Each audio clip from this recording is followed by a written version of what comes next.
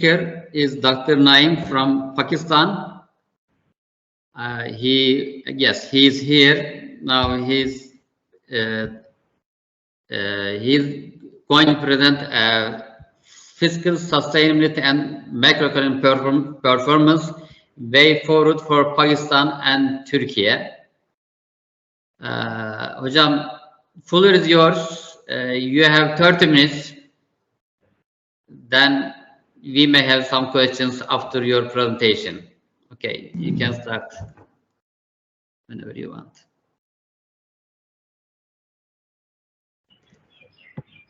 Let me share the screen first. Okay.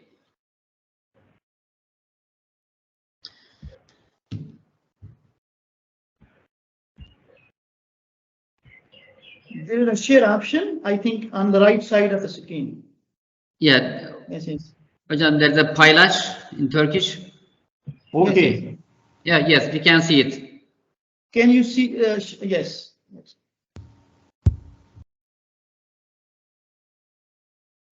So thank you very much for inviting me. So first of all, Assalamu alaikum and hello to everyone. So it is my pleasure to present my work in this esteemed conference. So I congratulate organizers for providing this platform for dialogue and exchange of ideas. So, I will talk about fiscal sustainability and macroeconomic performance. So I will focus on Pakistan and Turkiye to discuss and deliberate the issues which are very similar for both the countries.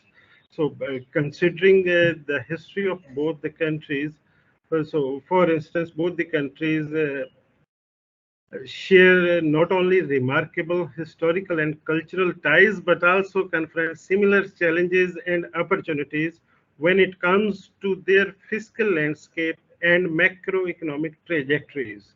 As we embark on enlightening journey of exploration and analysis, let me uncover the intricacies, shed light on persistent issues, and uncover policy pathways to foster sustainable and resilient economies for both Pakistan and Turkey. So if we talk about the fiscal sustainability and macroeconomic performance, both of these these issues play a critical role in determining the well-being and prosperity of the citizens. In recent years, both Pakistan and Turkey have experienced the adverse impact on Excuse me. Okay, we were still on the first slide. Okay, you changed the slide. Okay. In recent years, both Pakistan and Turkey have experienced the adverse impacts of macroeconomic challenges, posing risks to the sustainability and resilience of their economic recovery, especially in the wake of global COVID-19 pandemic, and more especially and more recently, the Russia-Ukraine war and subsequent rise in the global supply chain issues. So primarily this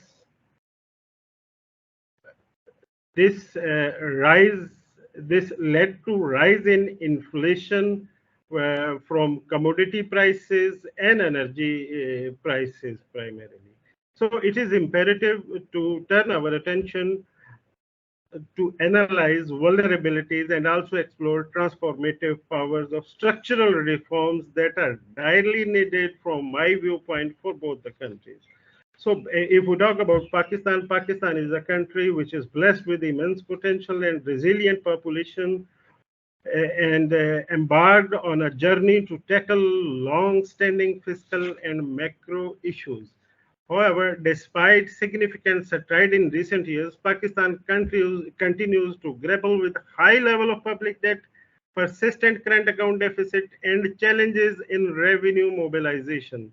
These challenges not only strain the fiscal fabric, but also hinders the realization of Pakistan's vast economic potential. However, it is essential to recognize the resolute commitment of Pakistan government to address these challenges head-on through comprehensive structural reforms.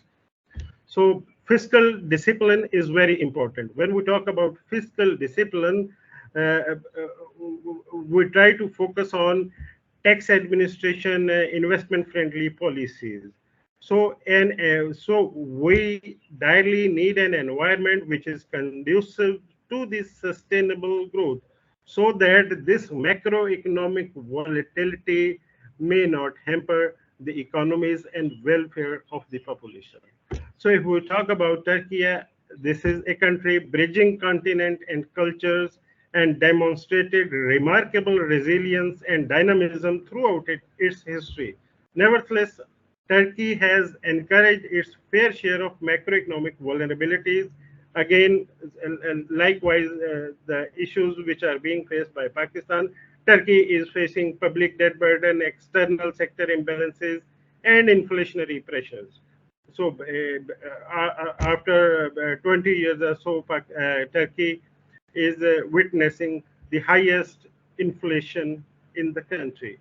So the Turkish government has embraced the forward-looking vision, characterized the structural reforms. However, but both of these countries, Pakistan and Turkey, focused on heterodox policy mix. So, which is very different to the policy mix which is being dictated or aligned by many other countries in the world. So, if we talk about fiscal and current account deficits, so for instance, fiscal deficit, a rise in fiscal deficit led to current account deficit. So this is primarily due to consumption-based or consumption-led growth. And behind these indicators, there is always some sort of low saving rate in the country, which led to this distortion from the sustainable path. So accordingly, if there is current account deficit, meaning thereby there are large differences primarily in exports and imports, which hamper the foreign exchange reserves. So it volatile the exchange rate, depreciate the local currencies. So due to this heterodox policies, what is the outcome of these heterodox policies? These policies create distortions and uncertainties in the financial markets and undermine the credibility and independence of the central bank and the fiscal authority. So if it is the case, which is actually the case in Turkey and Pakistan, so these distortions and uncertainties have loosened the credibility and independence of central bank and fiscal authorities. So, for instance, before moving further on these issues, I would like to talk about a little bit on fiscal rules. If we talk about fiscal rules, these are some sort of long-standing constraints on fiscal policy through some sort of numerical or procedural limits, which aim to correct distorted incentives and containing pressures to overspend, particularly in good times, so as to ensure fiscal responsibility and debt sustainability. These aims to strengthen the fiscal framework and promote the debt sustainability and increase the credibility of fiscal policy. So as such, following one or more fiscal rules is critically important. So if we talk about the numerical fiscal rules, these are expenditure rules, budget balance rule, revenue rule, debt rule. So hopefully I wouldn't have the time to go deeper into the details of these rules. So the next is the non-numeric or procedural rules. These are some sort of procedural restrictions for the formulation, approval, and implementation of the budget. monitoring and enforcement schemes, quality of public financial management systems. So if we talk about the implementation of these rules globally, so there are more than 100 economies who have adopted at least one fiscal rule, and there are many economies which have adopted more than one rule, like Pakistan has adopted two rules, debt limitation rule, and there is a numerical limit on fiscal deficit as well. So for the enforcement and monitoring of fiscal rules, there are some sort of legal bases, formal enforcements, and stabilizations, so that the cyclicity of the deficit limits, the adjustment path, and all these aspects which ensure fiscal sustainability can be monitored and compliant respectively.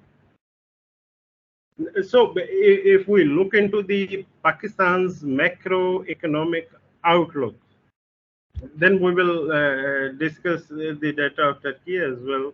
So during the last few years, since 2016 specifically, Pakistan has suffered from high growth and low growth in different years.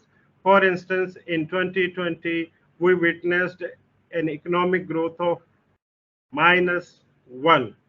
So again, with the economic growth, if you look into the inflation rate, so inflation rate is increasing with the pressures from the growth path, reason being the demand-driven approach of the authorities which are formulating and implementing the policies, more specifically the fiscal policy. So if we talk about the fiscal policy, so there are two sides. One is the expenditure side and the other is the tax side. On the expenditure side, there are some current expenditures, there are capital expenditures.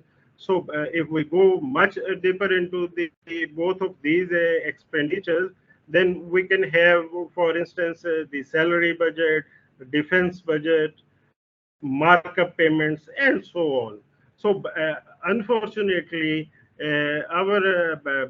we normally do not focus on the in-depth macroeconomic analysis of fiscal and monetary policies on the macroeconomic outlook of the country. So both the countries, we are actually suffering from the same sort of challenges. So if we talk about the investment and saving rates, we are witnessing very lower saving rates in Pakistan, so which are not sufficient to enhance the sustainability of macroeconomy or the macroeconomic indicators of Pakistan. So if you look into the economic growth and the federal fiscal deficit, so whenever the fiscal authority decides to increase the economic growth, it costs much higher fiscal deficit. For instance, if you focus on the fiscal year 22, so expenditures, revenues, subsidies, markup payments, debt to GDP ratio, these are remarkably very high or away from the sustainable path. For instance, if there is a difference of 7.9% in expenditures and revenues, meaning thereby if the country as a whole is witnessing 7.9% fiscal deficit, so how it can sustain its operations except it have to move for debt. So if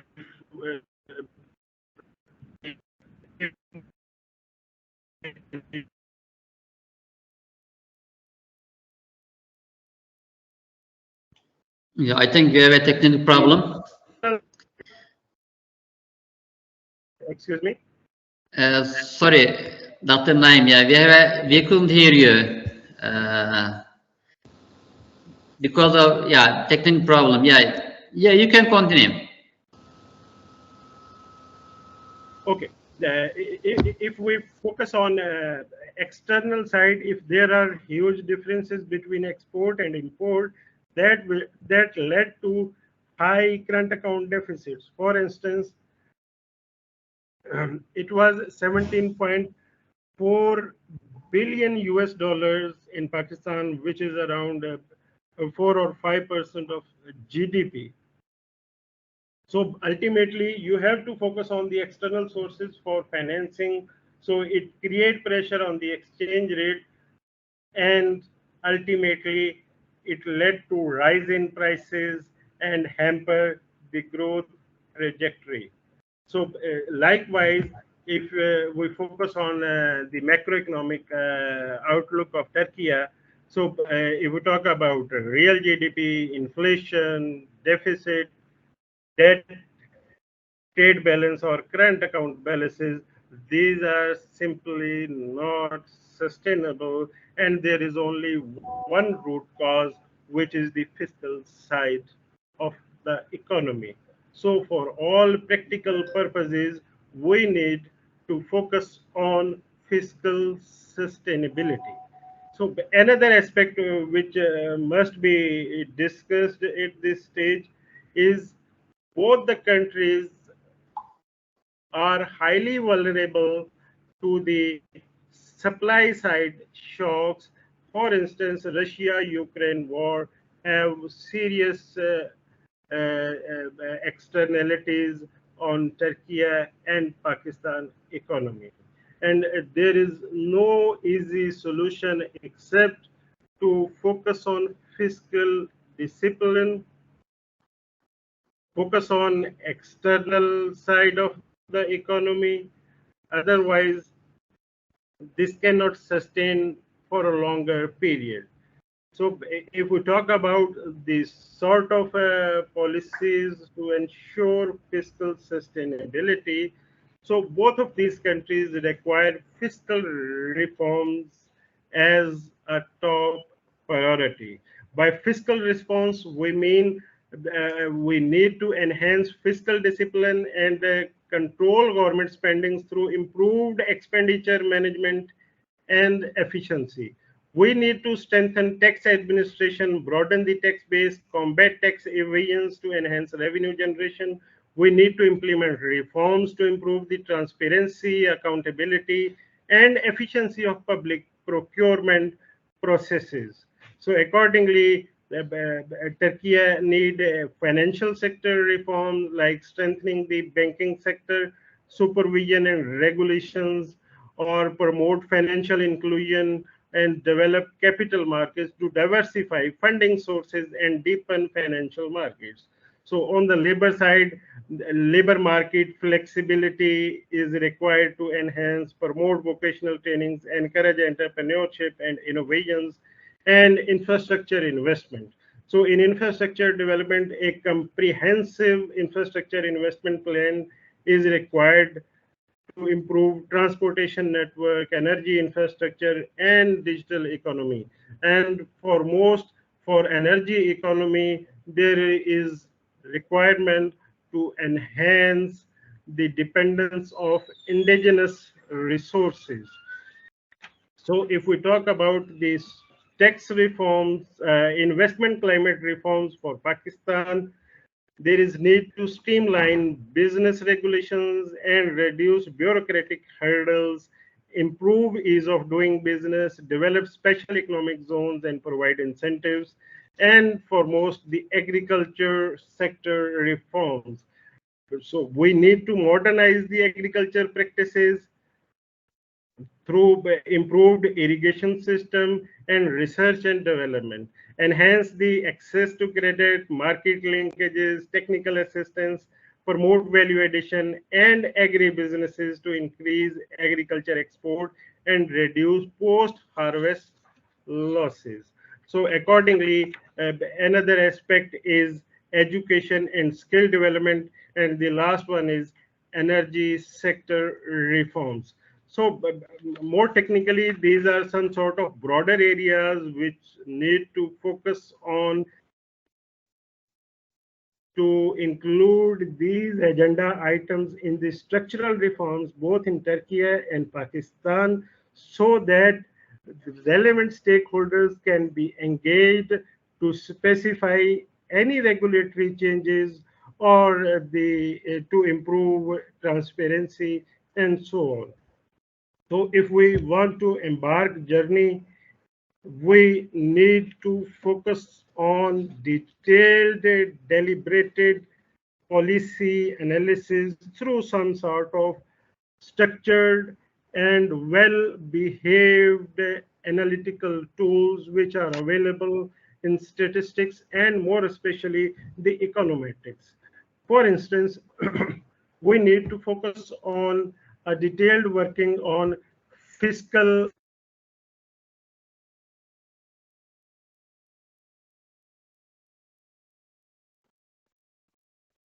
Hocam, your voice, yeah. Your voice turned off. Dr.Naeem, you are mute. Can you unmute your phone, microphone? Dr.Naeem, can you unmute yourself? Okay. It's okay. We can hear you. So, if we want to ensure fiscal sustainability, first of all, we need to focus on fiscal reforms in both the countries. We need to focus on investment climate reforms, agriculture sector reforms, power sector reforms, public sector enterprises, distribution, the fiscal distribution formulas. For instance, in Pakistan, this is National Financial Commission Award, and the financial sector, labor market, infrastructure, investment reforms in both Turkey and Pakistan. So on the research side, so it made me, Dr. Asad made my point easy to deliberate. So more frankly, we are not available with some sort of detailed macroeconomic or macroeconometric models which specially underpin the fiscal and monetary multipliers and likewise the external sector, so that the policy makers at first instance can formulate the informed policies. So whenever the policymakers are not informed or ill-informed, then it is really hard way to go toward sustainability. And for most, it is important to focus on indigenizing the energy resources. So, which is actually the root cause of the current macroeconomic volatility which is being faced by Turkey and Pakistan both. So, so this is my point. So I'm sorry if the previous presentation was audible. I don't know exactly. Okay. Thank you very much, Dr. Naeem. It's not a big issue. I mean, there had been some technical problems, but it wasn't a big issue. John, thank you very much for your contribution, for your participation to our session. Now we can have a question from listeners. If you want to ask to Dr. Naeem, yeah, the floor is yours. Is there anybody? I think nobody has asked me any question. I have a question. Okay, Jean. Dr. Naeem, the bailout which Pakistan got from IMF, whether it will help in somehow what you are saying here. So these are really hard times. So hopefully it will make Pakistan easy for meeting its the fiscal year, which is just started on 1st July. So for this year, for at least for this year, we are safe. So again, the problem will be on the macroeconomic side. So primarily the inflation and economic growth. If we are trying to control the inflation like Turkey, then we are down from growth perspective. So in both the countries, frankly, the policymakers are no more credible due to heterodox sort of policies. So there is time to focus on transparency and some sort of orthodox but customized policy mix. And for that purpose, first of all, we need to inform the policymakers. So they must be informed enough. And for that purpose, we need a complete macroeconomic model, which at first instance provide all the multipliers, including fiscal multipliers, with a narrow down focus, so that policymaker can decide with a complete set of information. So then it would be easy to ensure macroeconomic sustainability. So last but not the least, the path for external stability, economic stability, improving employment, and every aspect of economy starts from fiscal discipline, fiscal sustainability.